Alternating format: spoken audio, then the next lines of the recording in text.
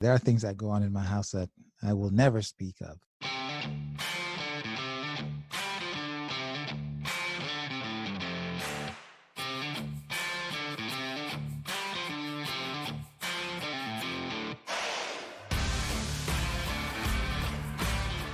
You're listening to Relationship Renegade, the show that brings you hard truths and all the realities about relationships. I'm your host, Dr. Jameson Mercier, licensed clinical social worker and doctor of marriage and family therapy. And on the weekends, my dear friend Mia Terrazas joins us for our weekend edition. Welcome, Mia. I'm back, ladies and gentlemen. I am here. Yes. Good. Is that good? She is here. I am here. I am ready. Now, you're here, you're ready so that we can talk about something that everybody is going through right now. Yes, it's still COVID, but actually, you know what? It's not everybody. A lot of people. Mm-hmm. There's some buzzing around it. Yeah. It's affecting a lot of people. We're talking about back to school. Mm-hmm. Yeah, we're talking about back to school and back to school in this time of COVID.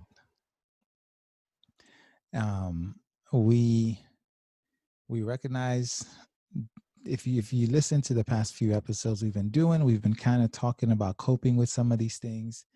And I think we were going to talk about the whole back to school thing in that, but then it was a really good decision to give it its own show.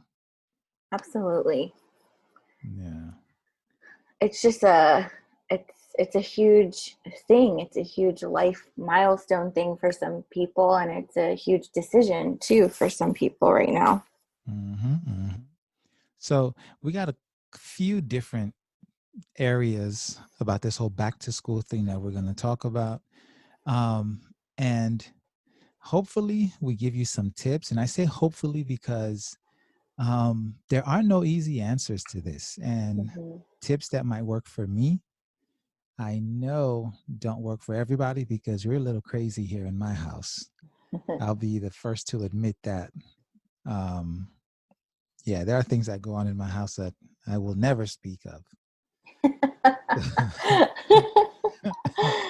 And likewise for me, as you know, a single lady, what I think about it too for parents is going to be probably a little different too.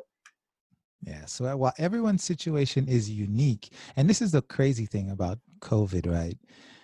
We're all experiencing this one singular phenomenon, yet everyone's in a unique situation. Right. Wrap your head around that for a sec, right? We're all experiencing this thing. All of us are impacted by it, but it's millions of people feeling it differently. So yeah, that's a head turner. So the first aspect of this back to school in this time of COVID that we're going to address is the employees that work in schools. And Mia, this is your area of expertise. It is my area of expertise, as I am currently employed with the school district. And Jameson, you too can chime in too, because that's how we met. Yep.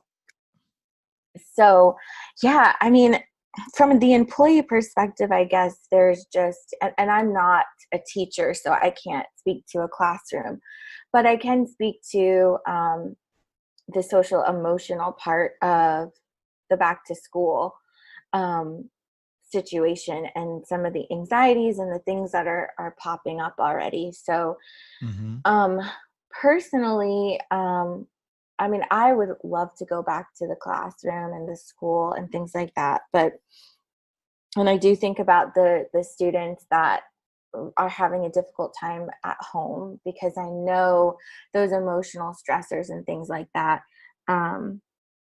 are a lot for them to handle, because I saw what that looked like when school was in session and I could see them face to face. The challenge for me in my role, which is more of like a counseling kind of role, so social work role, um, is a way to connect with people, um, and also have a space where it's kind of private as well. And that has its own challenges, especially with people being at home. Um, but also,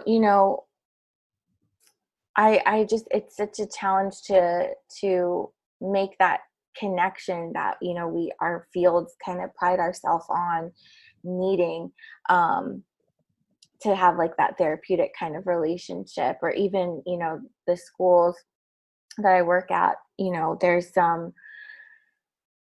there might be some underlying negative connotations with school and the parents. And so I worked a lot with trying to get our communities into the school and get parents involved in school.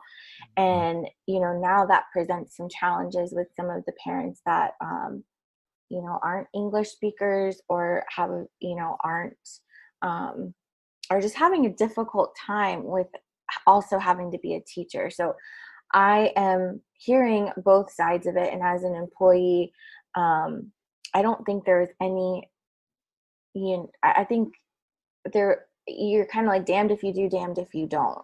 You are S- gonna ruffle someone's feathers. Yeah, so I hear that, but I guess let's give some of the listeners a little bit more context. Okay. You so as an employee of a school district, you got the Uh-huh. summer off. Yes. Okay. And so now you're preparing to go back. I think you guys go back at the time of this record Tomorrow. at the time of this recording, it's Yes. like real soon. Yes. Is it tomorrow? Well, when we're recording this, yes, but it would have Yes. already been my first day back when R- this comes out. Yeah. right. So this is like literally happening to you now as we speak. Right now. Yes. And so you're coming off a summer break and Hmm. you're preparing to enter a new school year Hmm. in a way that you were not anticipating. Right. Tell me about that. You know, just in the little things, I guess I'll kind of start with is, I always like to, do my back to school clothes shopping, or my back to school pen supply shopping. And then when I would go back to campus, the first week for us, like that planning week, is getting our offices together and decorated, like really preparing for the kids to come, and having like an atmosphere that's really inviting for them.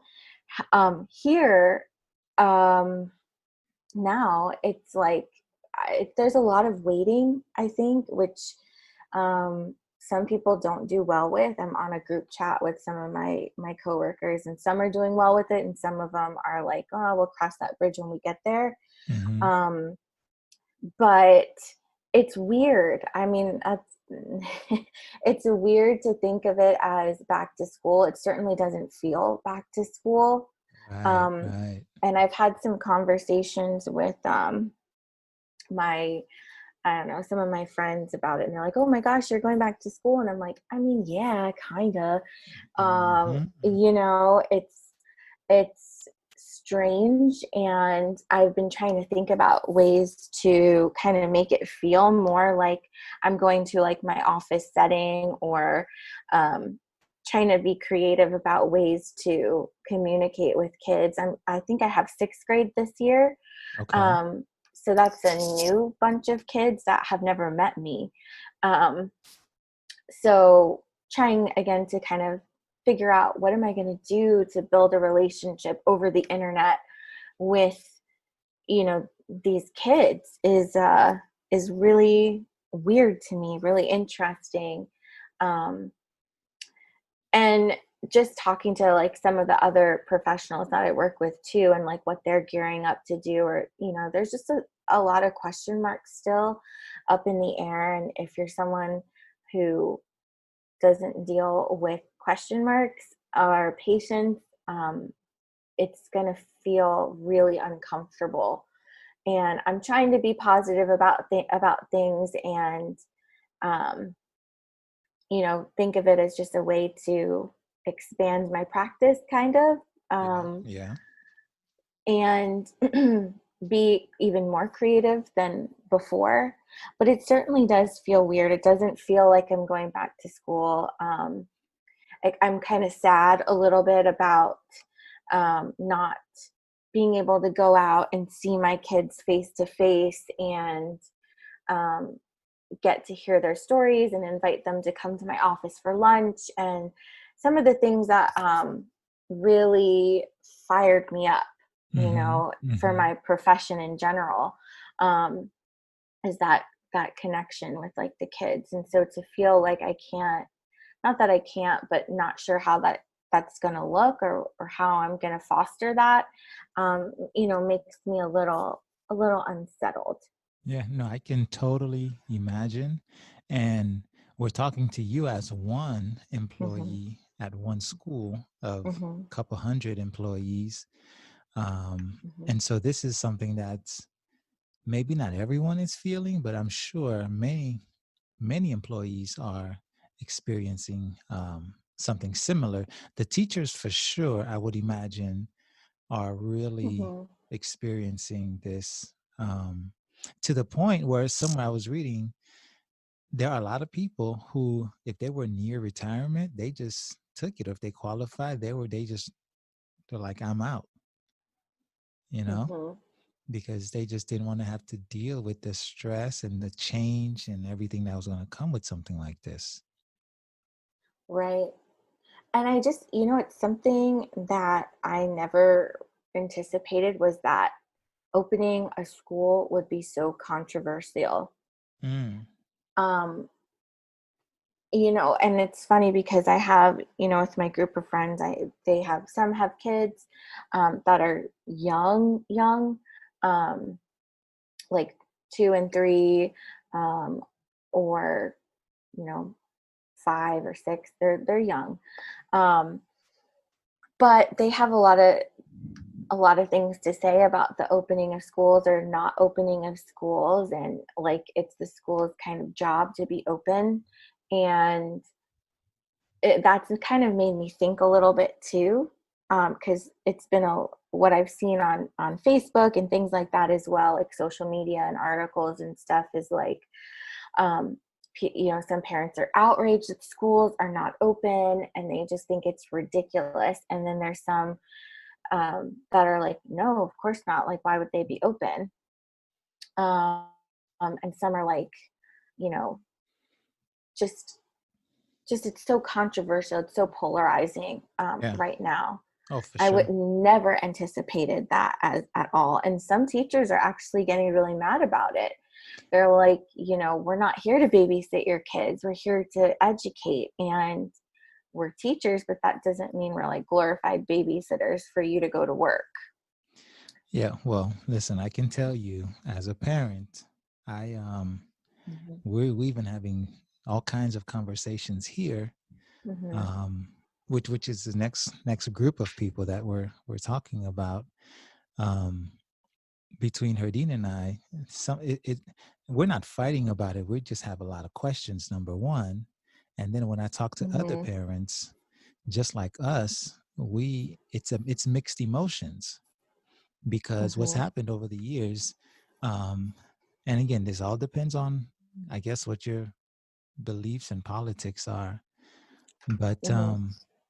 some will tell you that schools were created to get kids out of the workforce so that the adults can have the jobs. Hmm. And so, depending on who you are and what you believe, I can see how people would argue for kids to be in school so that parents could work, Hmm. because some parents have to work. And if their kids are not in school, then they cannot work. Right. Our situation here is such that we're able to work from home, Hmm. but that's just it. We have to be able to work from home. Right. If the kids are here, which they will be, and we have three, so one in middle school and two in elementary, Hmm. we tried leaving it up to to log the kids on and the teachers and the assignments and letting the kids just kind of manage themselves back when COVID first started. Right. Total disaster. I do. And Total disaster. I do want to comment on that too, because I feel like a lot of people are thinking of school as what it was when things kind of shut down in March. And I I would caution people with that because, some people are just like, oh, we just got a ton of assignments. Oh, they just did this. Oh, they, barely said anything or whatever their experience was. But I think they forget sometimes that it was really sudden to shut down schools. Like it was like, you're done. Like you Mm-hmm. can come get your stuff, but there was no manual or guideline or anything on how to implement the rest of your curriculum or implement all of these things. Yeah, how to do your There's job. hardly any learning curve. So when they're given these things, they were trying to cope just as much as the parents were. So to think that it was going to be this fully formed online curriculum, blasting teachers teaching like they were in the classroom, was just a Mm-mm. really high expectation. And I feel like a lot of people still think of it like that, like they had that horrible first experience, but are so, shy about or vocal about what it's going to look like now because of the past experience that they had. Mm-hmm. Um, so I'm sorry to interject with you on that, but I just wanted to, I wanted to say that because, teachers were like, well, we didn't have what we needed. And so, Right. you know, parents too are just kind of like, well, That's not you my know, problem. Yeah. Listen, yeah. I totally understand because as Mhm. like we said at the beginning, I was with the district here, I don't know, maybe 3, almost Mhm. 4 years before I left. And her dean is a former teacher, school social. She's Mhm. district. I mean, we know the district. And so Right. here in our home, we had a lot of patience with what was happening. Mhm. And me by nature, I'm a very patient person. Yeah. So I was not tripping because Mhm. I mean, what's the alternative? Go get COVID or, some less than stellar academic setup. Right. Okay, I'll take that any day. Mhm. But not everyone understands what school districts are and how they function and how they run, Right. and then there are those who understand and don't care because it's totally disrupting their lives. And Absolutely. yeah, and that's what matters to them.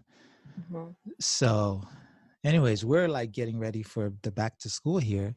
And I'll tell you what, one good thing for us is we're finding out that there's a whole lot more structure in place, Mhm. which I expected, Mhm. but I knew for me I was going to have to implement. I'm still going to implement my own structure. And I Mhm. guess that's one thing that helps. If you're not a structured person, Mhm. you definitely need to steal some structure from somebody, from somewhere, Mhm. um, because otherwise it just won't work. Right.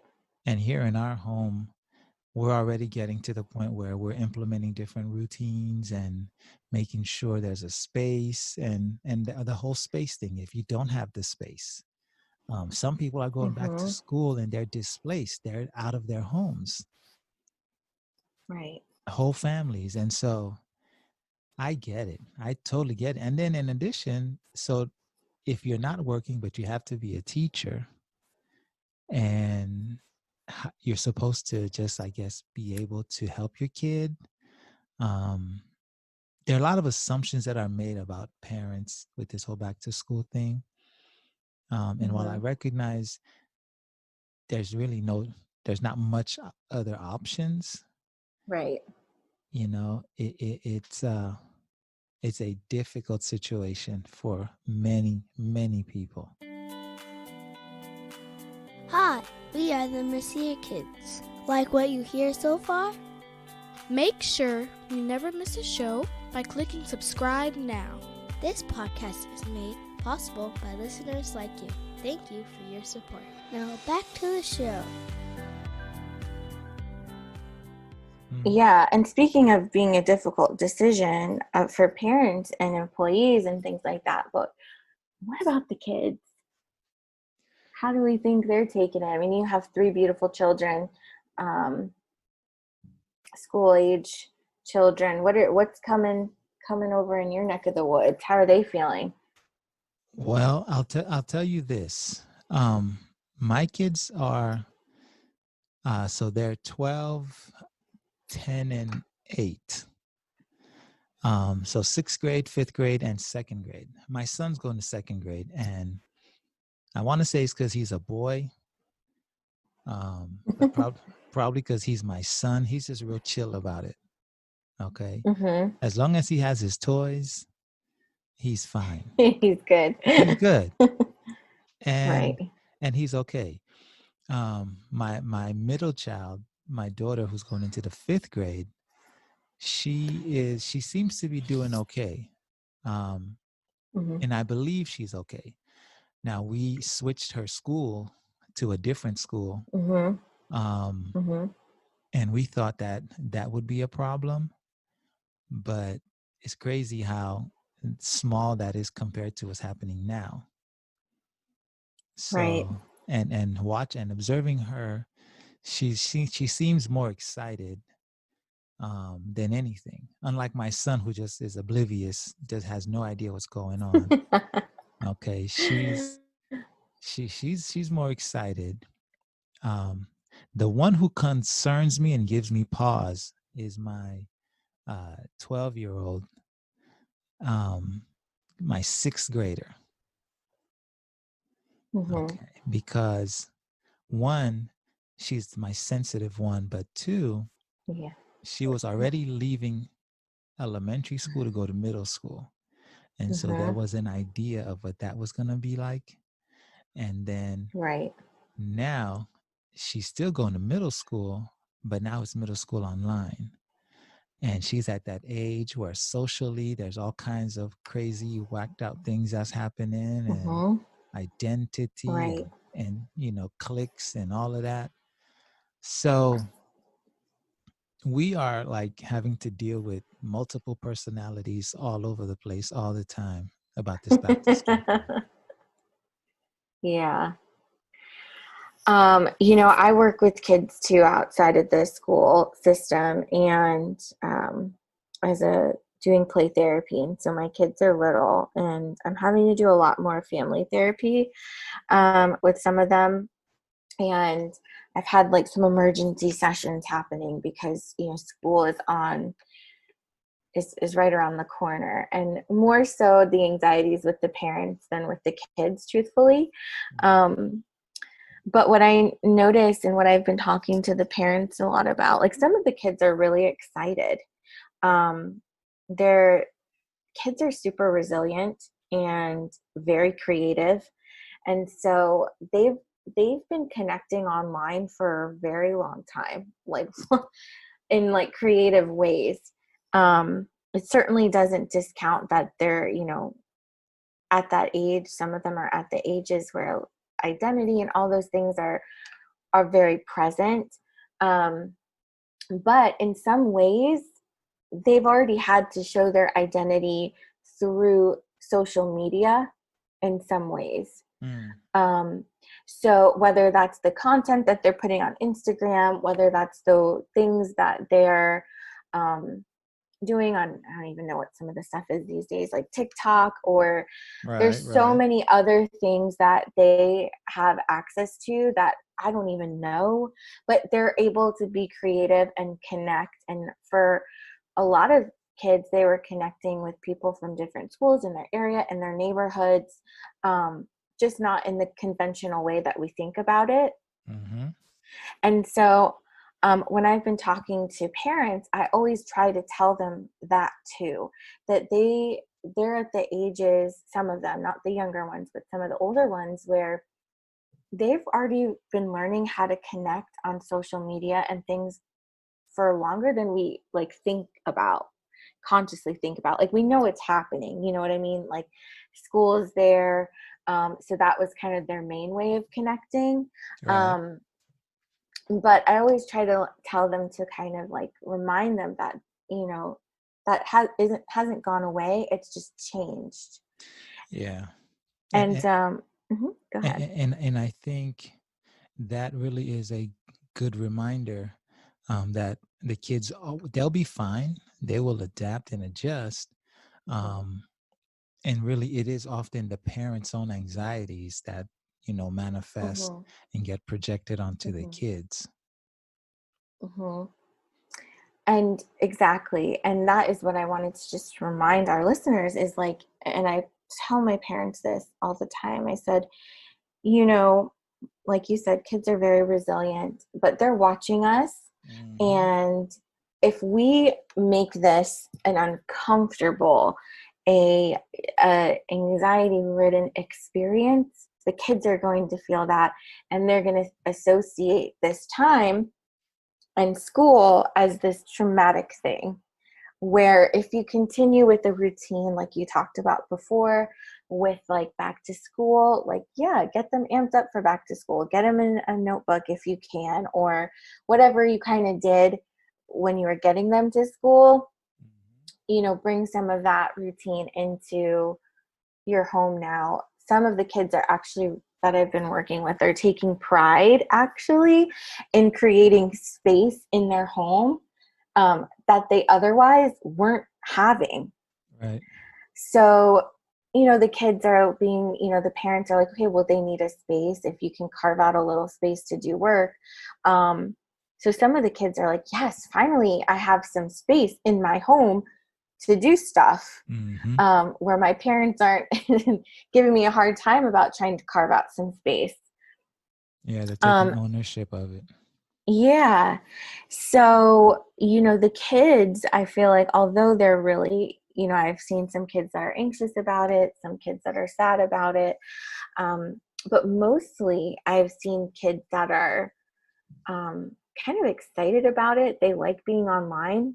Hmm. So they're like, ooh, I want to be online. And then after this, can I watch a show? Like Right. they don't think about it in the ways that we do sometimes. No, So, and I'll add this. mhm, After I get beyond setting them up adequately, right? mhm. Not even properly, just adequately.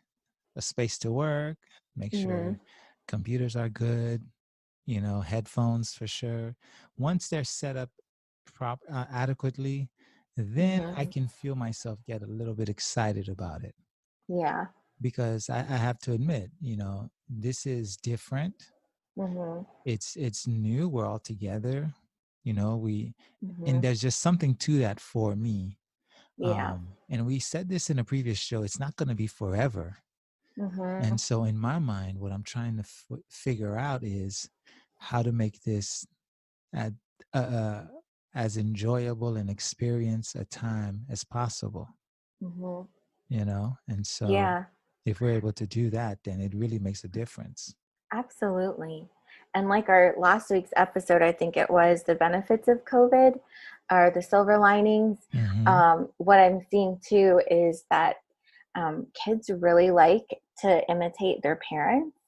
And so they like being able to see, dad or mom's going to work, I'm going to school. And then being able to take a lunch break together, whatever they're doing, and then kind of sign off together. It's actually been um, a way to connect, where before it was like just some weird concept, like, okay, my parent goes away, um, and then they come back, whatever. Right. But for them to actually see it, like, my desk is over here, my parents' desk is over here, they have their headphones, I have my headphones, like, um, has been really interesting, particularly with the younger kids as well. Yeah. So it's kind of brought the parent kid a little on the same page. Oh, I agree. There's definitely a potential for a lot of good stuff to happen Hmm. here. Let me throw in one additional group here. As we're talking, this whole demographic came to my head. There are kids going off to college or returning to college in this season. Hmm. Um, and again, that is vastly different from what they imagined. And Yep. so I just want to, I guess, throw it out there that, there are some similarities, with the Mhm. onlines. It's a little different for the adult learner, the college kid, Mhm. because they were doing a lot of online stuff already. Um, Mhm. I think the biggest piece for them is, as with for most of us, is that lack of social interaction, that Mhm. campus life. And for you were in college, and I'm thinking back to my college days. I mean, you went to school to get a degree, but you also went to college to have the college experience. Yeah, even being away from your parents. Oh, hell yeah. I mean, We come talked on. about that too, yeah. Yeah. And so Mhm. now their college experience for some of them is delayed. Some of Mhm. them it's derailed. Um, Right. and so I just don't want to ignore that group. Um, and some of what we said, much of it applies to them as well, whether they're going to be Mhm. at home or in an apartment. Mhm. Back to school is You for know, everyone. speaking of that group, I had an intern last year, um, who it was her last year of her graduate program, and she like really struggled with the idea of not being able to graduate how you want to, and um, the prospect of jobs when she was getting out. And I'm sure that's still very much um, something that's being thought of right now for some of our college adult learners. Mhm. Um, and I always try to tell her, and I don't try to wax optimism on too hard, but I said in some ways, like, this is a really good life lesson. I know it sounds like the cliche, like, Oh yeah. life lesson, but and it was kind of good when she was going through the experience with me, because I'm like, we don't really know what we're doing, and oftentimes, like, we don't. Just And figuring it out as we go. exactly. And so when it was a little bit more normalized for her, she definitely saw where I was trying to make the comparison, just like life in itself. Like, you just think you're going to have the best job coming out of college, and life shows you something different. Um, or you're going to get Mhm. paid a certain amount, and you're like, realize you are at the bottom rung Yeah. of your career pole. Yeah. Now let me say this. Hmm. Isn't that a big part of the reason people go to therapy? Like I don't know. I mean, the people I've worked with, they're just Hmm. disappointed with um life and the Yeah. fact that it hasn't gone at all the way they were told, Like, promised, expected. uh-huh. It's like they were lied to. Hmm. And Yeah. so it's definitely a good time, a good life lesson. I mean, we don't go to look for these things, but No. there's But all. it's right in front of us. And I feel like, for her, I tried to not, you know, I wanted her to know that she'll get back up from this. Like, this is definitely a setback. But how we respond to the setbacks is ultimately going to determine, how, if we're going to be okay. Yeah. And unfortunately, she had to learn that a little bit quicker than maybe she anticipated it Mm-hmm. to. But Mm-hmm. nonetheless, she is learning that life is going to throw you some serious curveballs. Yeah. She along with the rest of us. Absolutely. And so that, ladies and gentlemen, is our show. Um, and like I said, I didn't promise any answers. Sometimes we just add to the confusion. But Um, we're with you. We're oh with yeah, you. oh yeah. Let me tell you, we're living it, and so I actually would welcome some of your tips and advice. If you have Hmm. any, send them our way. Um, I'm going to ask that you share this with anyone whom you know is in a similar experience, back to school, working from home, kids in the house. Just share all that with us.